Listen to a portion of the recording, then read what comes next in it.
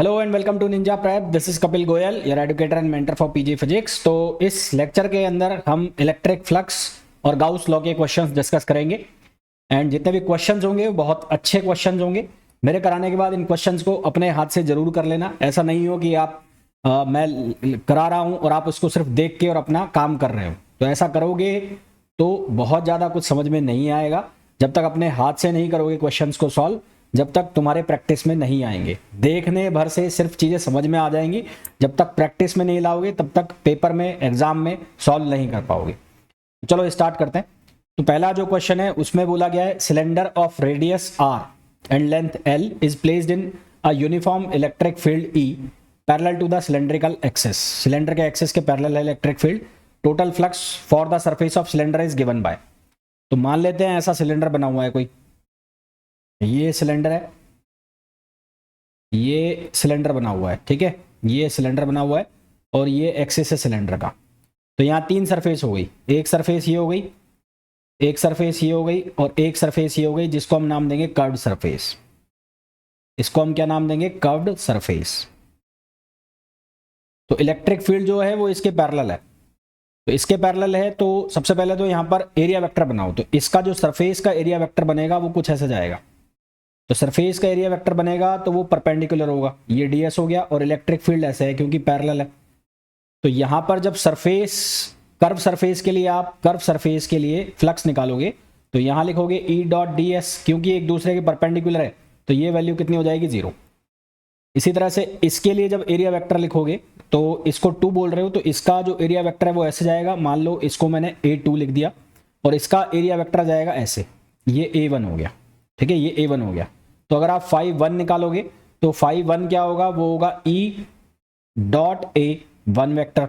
और A1 जो है वो ऑपोजिट डायरेक्शन में आ गया। ऑपोजिट का मतलब है कि यहां पर ये हो जाएगा EA cos 180 डिग्री, क्योंकि इलेक्ट्रिक फील्ड इस डायरेक्शन में जा रहा है, इलेक्ट्रिक फील्ड ऐसे जा रहा है। तो EA cos 180 डिग्री, तो ये कितना बन जाएगा? ये बन जाएगा माइनस EA। कितना बन जाएगा? Minus EA। इसी तरह से आप निकाल लो φ2, तो φ2 जो है वो पॉजिटिव हो जाएगा, तो ये हो जाएगा EA और cos 0 डिग्री, तो यहां से ये पॉजिटिव हो जाएगा EA प्लस का, और यहां पर किसका है? माइनस का। तो टोटल फ्लक्स आपको निकालना है, टोटल फ्लक्स। तो टोटल फ्लक्स बराबर होगा किसके? φ1 प्लस φ2 और प्लस φ3।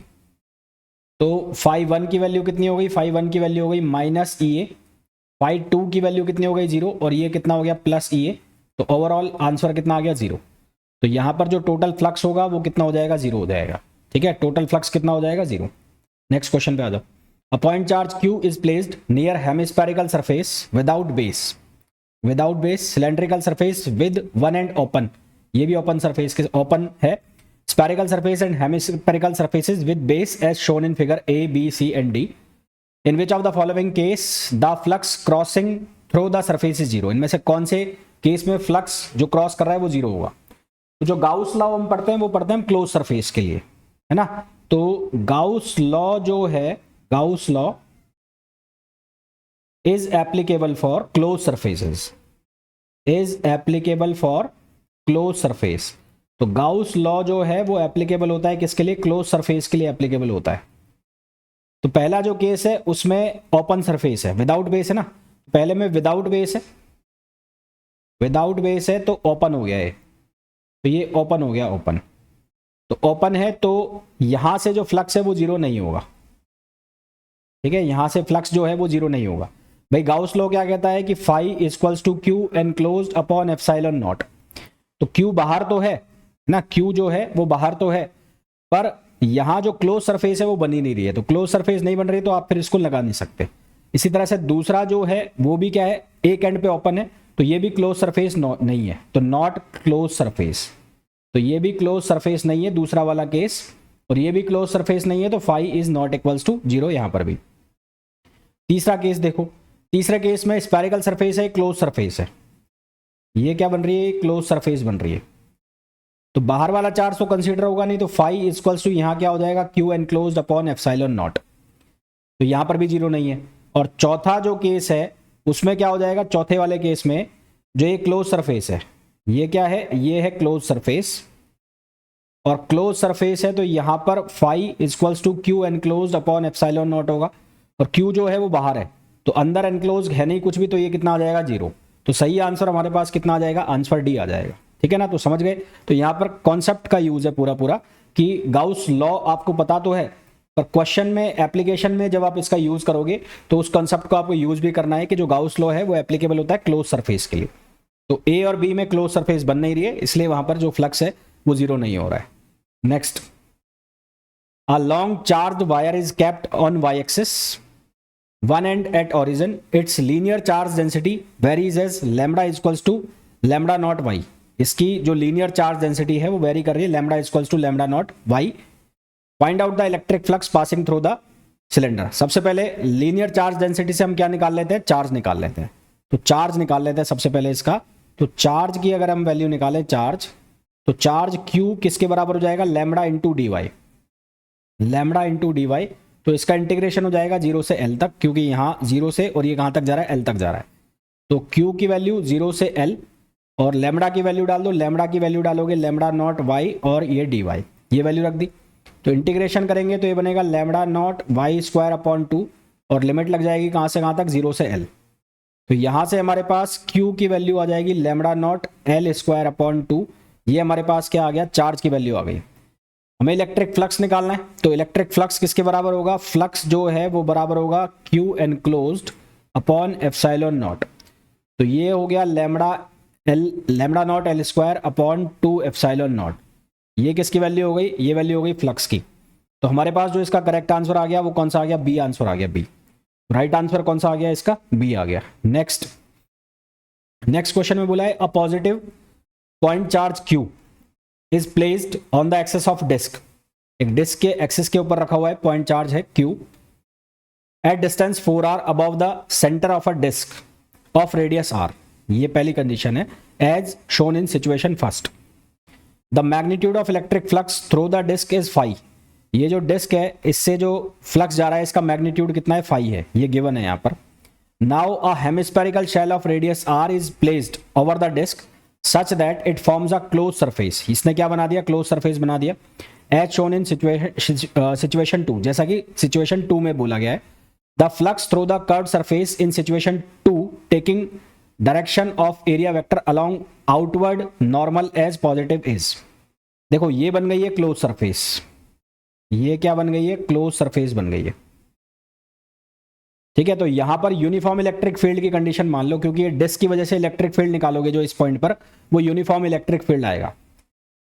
तो यूनिफॉर्म इलेक्ट्रिक फील्ड वो क्लोज सरफेस में रखा है, तो टोटल फ्लक्स की वैल्यू क्या होगी, 0 होगी। तो ये जो सरफेस है इसकी 2 सरफेस हो गई, ये हो गया कर्व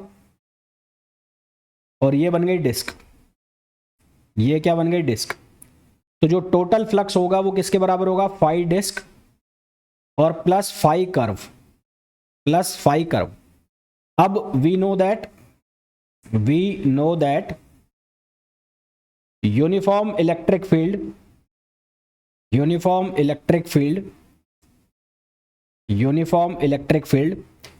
in closed surface, तो उस केस में जो टोटल फ्लक्स है वो कितना होता है, 0 लेते हैं। उस केस में फ्लक्स की वैल्यू कितनी लेते हैं हम, 0। तो यहां से phi disc plus phi curve, इसकी वैल्यू कितनी हो जाएगी, 0। हमें निकालना है क्या, कर्व सरफेस से निकालना है। तो फाई कर्व जो है वो किसके बराबर हो जाएगा, माइनस ऑफ फाई डिस्क। और डिस्क के लिए जो फ्लक्स की वैल्यू हमें फाई दी हुई है, तो फाई कर्व जो है उसकी वैल्यू कितनी हो जाएगी, माइनस ऑफ फाई हो जाएगी। तो कर्विलिनियर सरफेस से जो फ्लक्स जाएगा वो कितनी वैल्यू हो जाएगी, माइनस फाई। तो सही आंसर हमारे पास क्या आ जाएगा, सी आ जाएगा। Next, 2 point charges each of Q magnitude are kept at the center of the cube O and vertex A. Find the flux through the shaded face। देखो सबसे पहले सेंटर ऑफ क्यूब की वजह से अगर हम बात करें, किसकी वजह से, सेंटर ऑफ क्यूब। तो फॉर फ्लक्स, पहले तो मैं निकाल लेता हूं flux for the charge at centre, charge at centre, centre पर जो चार्ज है उसकी वजह से। तो उसकी वजह से जो टोटल फ्लक्स आएगा वो कितना आएगा, वो आएगा Q अपॉन एप्सिलॉन नॉट। और ये जो क्यूब है 6 फेसेस से मिलकर बना है, तो इसको हम किसके बराबर लिख देंगे 6 5 फेस, तो एक फेस का हम यहां से निकाल लेंगे, तो ईच फेस का जो फ्लक्स आएगा वो कितना आएगा Q/6 एप्सिलॉन नॉट। ये हो गया किसकी वजह से, ये हो गया सेंटर पे जो चार्ज है उसकी वजह से। अब जो वर्टेक्स पे रखा है उसकी वजह से निकालते हैं, किस पर रखा है वर्टेक्स पे, तो वर्टेक्स पे जो रखा है उसकी वजह से निकालना है, तो उसके लिए हम क्या करेंगे कि यहां मैंने इसको अलग से बना लेता हूं पहले,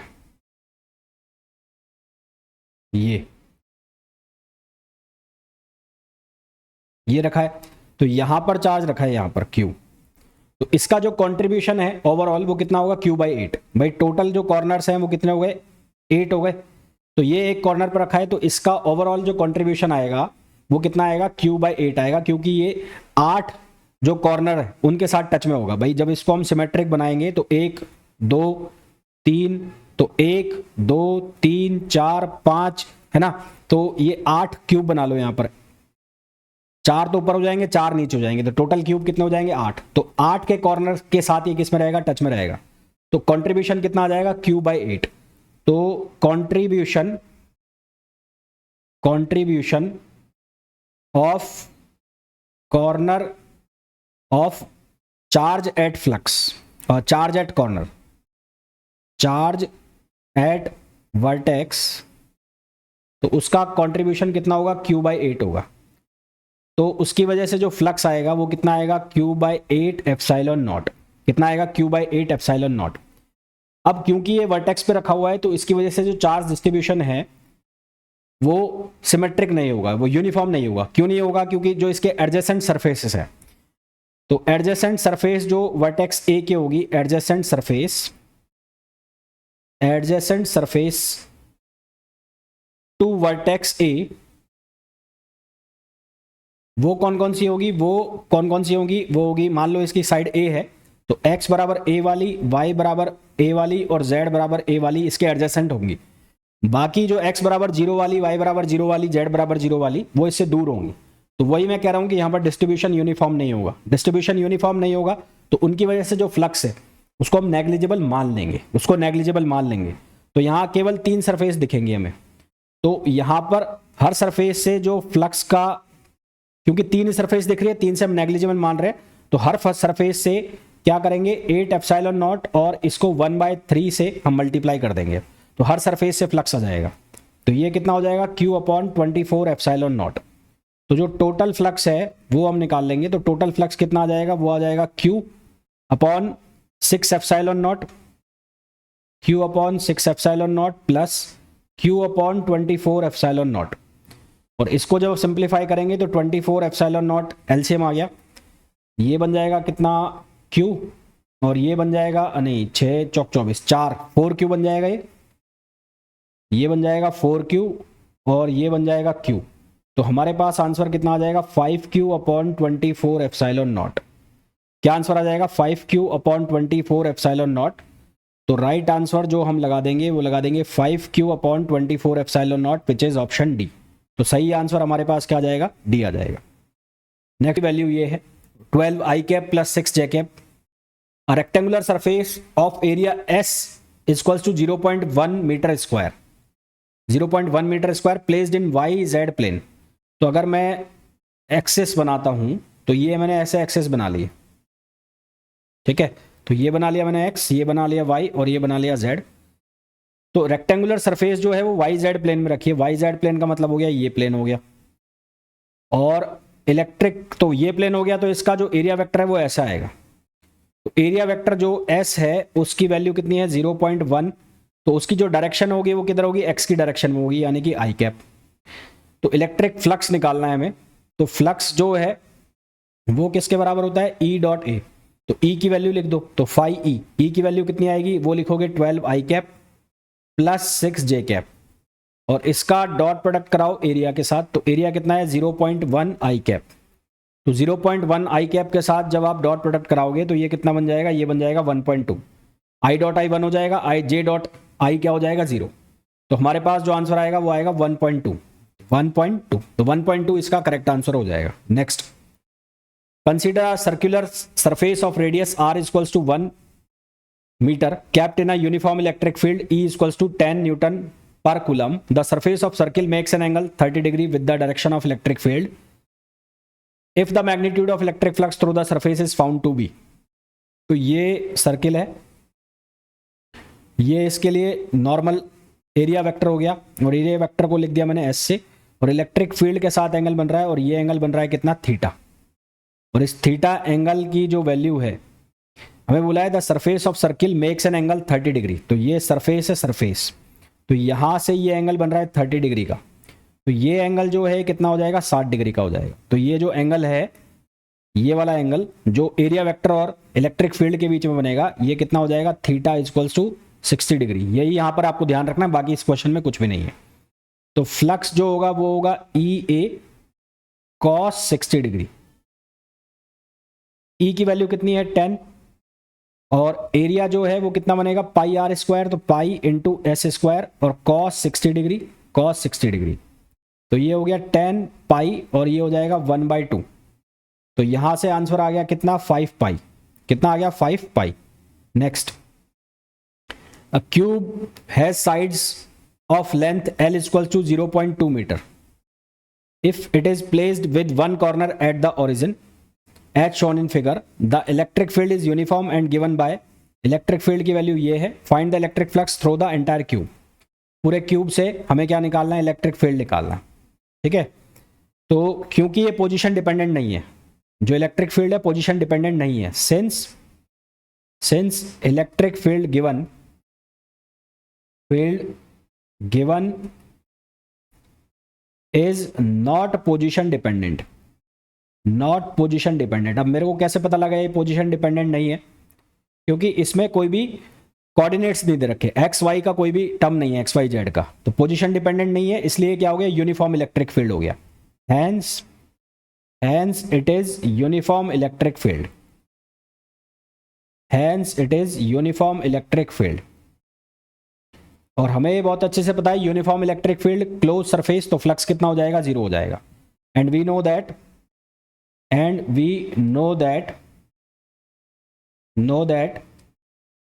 uniform electric field